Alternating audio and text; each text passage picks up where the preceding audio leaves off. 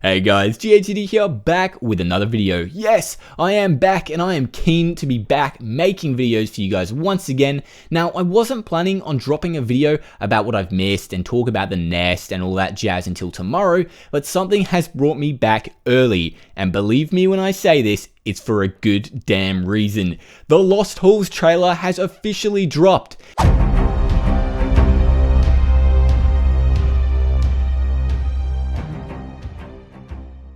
So aside from the obvious, it's a lot to take in, and there's a lot more questions being asked right now than those that are being answered from the actual video itself. Aside from it's coming and you better be ready, you better be making sure you're wearing your shitting pants, guys, because this is crazy. If you have no clue what this dungeon is going to be about, the whole idea is that it's going to be a new endgame dungeon, and by first glance at the trailer, it would seem that there's going to be a lot of items to obtain, which I can only assume are going to be pretty damn insane. First things first, I should point you guys in the direction of the original Lost Halls Google document post that was released to the public in 2015. It's essentially an entire dungeon concept down to the finest detail that covers over the boss fighting mechanics and the overall principle of the dungeon that was taken and adapted into the Lost Halls that will be released. And by the changelog on the document itself, it would appear as though it has been modified right up until the end of April this year. At first glance, you can see a lot of similarities. The bosses look the same, as well as some of the items with some slight modifications here and there, as I can only assume the sprite work hasn't really been touched too badly, because let's be honest right now, they're amazing. The first new content that you see in the trailer is the event that will drop the Lost Halls, which I would imagine would be quite damn difficult, and it's the only thing that isn't really covered in the document, from what I can tell anyway.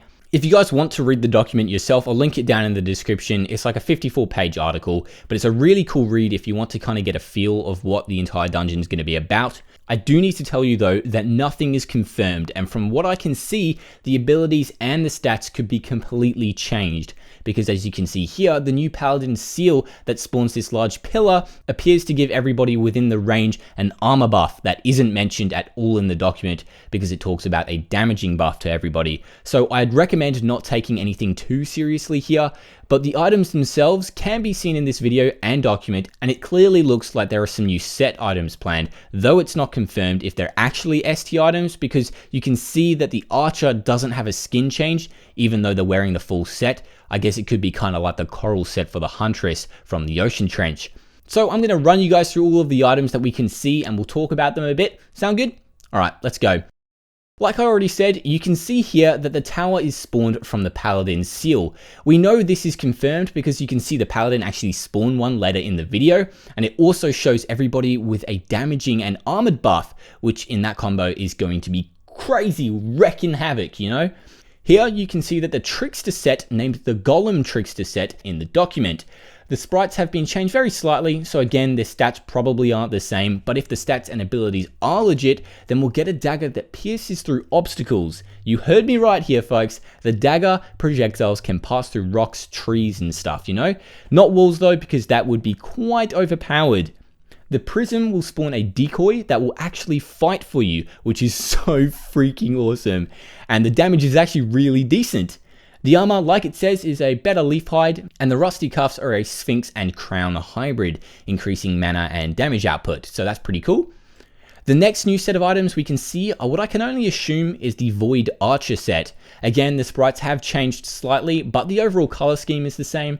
If the stats are legitimate, then it's going to be an okay bow. The articles show a DPS chart, which is really handy, and it gives tips and stuff, so again, I'd recommend reading over it. The quiver is going to be scary overpowered if what I'm reading is correct, because it will have the ability to armor break enemies. Unfortunately, later in the video, you can see it being used, and it only shows to armor pierce rather than armor break. The armor is more for tanking, and the ring applies bonuses when the full set is equipped. So it's unique, as the only items that do that in game currently are ST items, which this does not appear to be, as there is no 16x16 skin change, which again might be explained once the dungeon is officially released. Next we're shown the Necro set, which also doesn't change the skin, but unlike the other sets we've seen, this actually looks pretty spot on with the document, aside from the robe, as well as some slight shading differences. But you can also see a consumable in their inventory called gravel, which is also mentioned in the document. Yes, it really is that detailed. But like I said, there are certainly changes to what it actually does, because here it says it applies sick and damaging for 7 seconds, and though it doesn't show us exactly what it does, the duration is obviously less at 3.5, and it appears to actually stasis the enemies around the player, which is really damn cool nonetheless. The staff actually introduces a completely new playing dynamic that I certainly haven't seen before, as it actually fires in the opposite direction from where you aim. This makes using the Necro's ability really difficult, as you'll need to strategically choose when you have to use the ability, as it will make you shoot away from the enemies, which is definitely a really cool concept.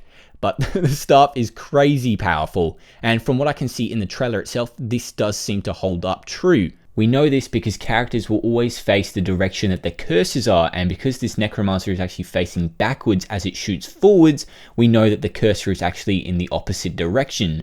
The skull is pretty overpowered as well, but the mana cost will compensate for that, but there isn't really anything special about it. The robe again is just a DPS increaser, which is nice to see for the Necro actually, and the ring is also a DPS booster. So if the full set is worn, I'd imagine the Necro set will be absolutely insane.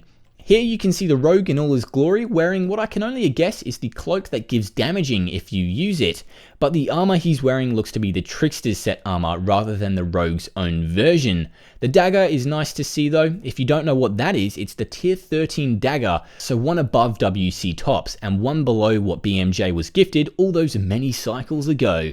Rest in peace. And then suitingly, we get a view of some more tier 13 and tier 14 weapons and armors respectively, and then they show us all of the other item tier increases that will be obtainable, which is really nice to see in game. I've been waiting a while now to see these puppies on prod. Nothing too crazy here though, as I'd assume it will follow the standard tier increase for every upgrade of weapon and armor, because they're not actually untiered items. So you can check off these guys now as being unreleased, so it looks like there is actually a chance that one day we will see tier 14 weapons and tier 15 armors pop up somewhere. What you can see here is the priest again, this time with a new ring, which appears to be the Omnipotence ring, which is shown to be a standalone item without set pieces. But as its name suggests, this thing is going to be freaking awesome. It's like an Ami on meth, which doesn't revive you. It says it's going to give you a golden trail, but Deca is being sneaky here, and it only showed a clip where the player wasn't moving, but then later on in the video you can see some slight movement. Whether we don't see the golden particles because they don't exist or there wasn't enough movement, we won't know until official release, so we can only speculate on that one. What's interesting with the next showcase of items is that it runs you through what I can guess is all of the new UT items that they're going to be releasing, but only shows the rogue's cloak as a standalone item, which pretty much means we have to bin all of these items in the document. Another reason why you shouldn't believe everything in this article. Finally, the Paladin set is shown, and from the looks of it, the items do look quite similar to the document, except for the armor of course. The sword is pretty average though, and later in the video you see how it shoots. It's kind of like a Staff of Esben. The seal is pretty cool. We've already seen this one in action, and there's a clip here of it looking like a jug for the Paladin, and I want one now. The armor is also okay, but the crowning jewel for this set is the ring, the magical lodestone, which doesn't actually have any stats, but it will apply bonuses to any item that is paired within the set. So if you wear the ring and the sword, it will give the sword a little bonus without having to have the entire set worn. Specifically, a 1 in 1000 chance to replace a shot with an omnidirectional burst of 10 shots, which will be crazy amounts of damage. 1 in 1000 shots sounds pretty rare, but at the rate you shoot, I'd imagine it would actually be quite noticeable. That is, of course, if it's even accurate, this document. The ring also increases the duration of the seal's effect and will give you a 1 death increase on the breastplate, which could, as it explains, have the potential to save your life. Anyway guys, I've only covered over the weapons and what's shown. You can see that Petrify is utilized in this dungeon, as well as probably every other damn debuff known to man. You can see that a lot of bosses cross over into the article, so again, I'd say it's worth a read, but again, don't take anything too seriously, as it has been shown that not everything is accurate. I'm so damn keen for this dungeon, as it's been in the work for ages. A massive shout out to all the dudes who worked on the article, and to Deca as well, who are working their asses off to get us some amazing content. Like, come on, seriously, the Nest and the Lost Halls? I think I'm in love. Either way, I hope you guys are having an awesome day. I'm back now, so expect more content soon enough, and I'll catch you in the next one. Let me know what you're looking forward to the most. Maybe it's an item, maybe it's an enemy, or perhaps something else. I know personally, I want that damn paladin set so badly. And until next time, fellas, I'll catch you guys later. Peace.